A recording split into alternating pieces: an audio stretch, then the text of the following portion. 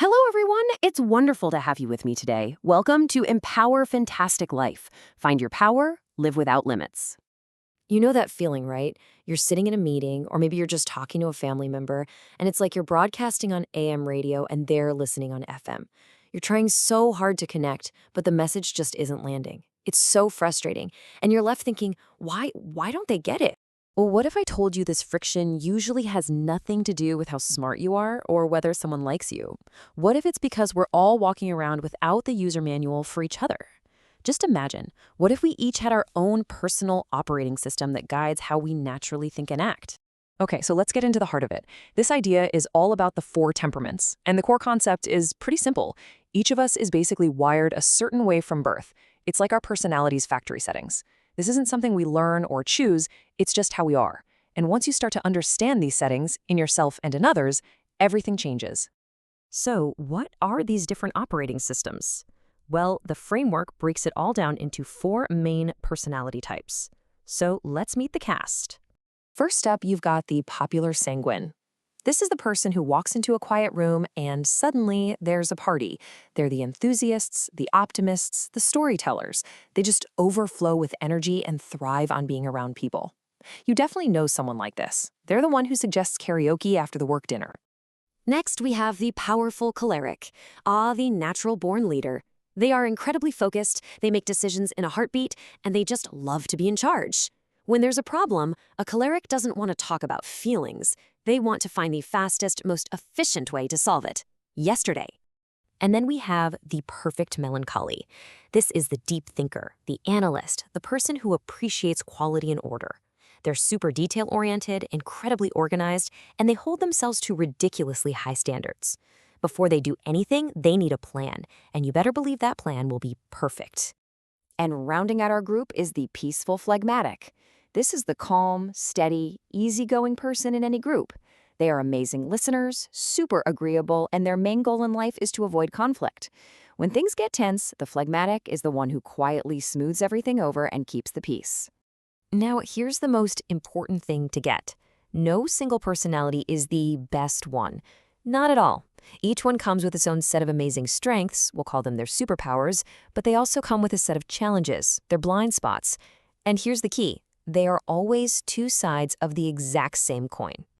Let's start with the sanguine superpowers. I mean, these are hard to miss. They are so charming and charismatic. Their creativity and optimism can light up a whole team. And they make friends so easily because they have this natural empathy that makes people feel truly special. But what's the flip side of all that wonderful, spontaneous energy? Well, it can look a lot like disorganization. They might forget where they put their keys or that 2 p.m. meeting. And in all their excitement, they can sometimes get so caught up in a story that they completely dominate the conversation without even meaning to. Okay, now the choleric. Their superpower is, without a doubt, execution. They just make things happen. They are incredibly decisive. They eat pressure for breakfast, and they see a challenge not as a problem, but as a mountain they get to climb. If you need something done, and done now, you give it to a choleric. And their blind spot? That same drive can come across as pure impatience. Because they're so laser-focused on the goal, they can seem bossy or demanding. Their get-it-done attitude sometimes steamrolls right over people's feelings, making them seem like they lack empathy. Let's talk about the melancholy. Their superpower is all about depth and precision. They are the master architects of a project, the ones who see every single detail everyone else missed. They're also deeply loyal friends and have this rich, thoughtful inner life that often produces beautiful, artistic work. But that perfectionism has a dark side. It can lead to analysis paralysis, where they're so afraid of making a mistake that they never even start. And those high standards, they can easily curdle into being overly critical of themselves and of others. Last but not least, the phlegmatic superpower is their incredible stability. They are the calm in the storm. They're objective, fair, and just so easy to be around. They listen way more than they talk, and they often have this sneaky, dry wit that comes out when you least expect it. But that deep desire for peace can be a real double-edged sword. It can look like a lack of motivation to an outsider. They will avoid a necessary, difficult conversation at all costs. And don't let the calm exterior fool you. It can hide a will of iron. They can be incredibly stubborn in their own quiet way. Okay, so this is all fascinating, but how does it actually help us when things get messy? Let's use this framework to decode a super common workplace conflict. Picture this. You've got a powerful choleric boss and a peaceful, phlegmatic employee. The boss is all about results and speed and sees the employee's steady pace as a roadblock. The boss thinks, come on, let's go. This isn't personal. It's just about hitting the deadline. But the phlegmatic employee feels this push as a personal attack. They're thinking, why are they being so aggressive? This feels awful. You see the problem? Neither one of them is wrong. Their basic programming is just clashing. The second you realize it's not a personal attack, it's just two different operating systems trying to do the same job, the whole conflict changes.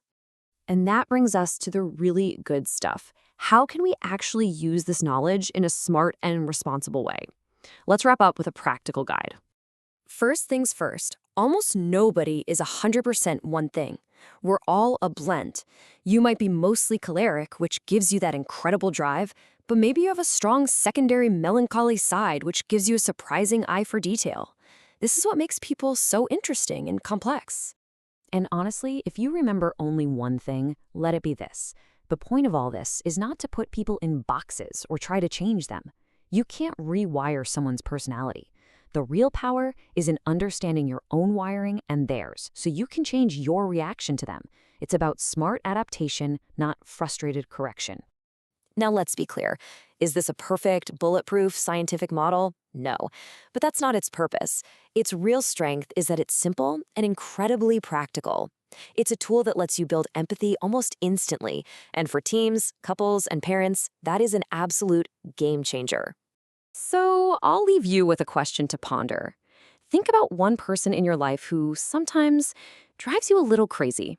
Now ask yourself, what if that one trait, that disorganization, that bossiness, that pessimism, is just the shadow that's being cast by their greatest superpower?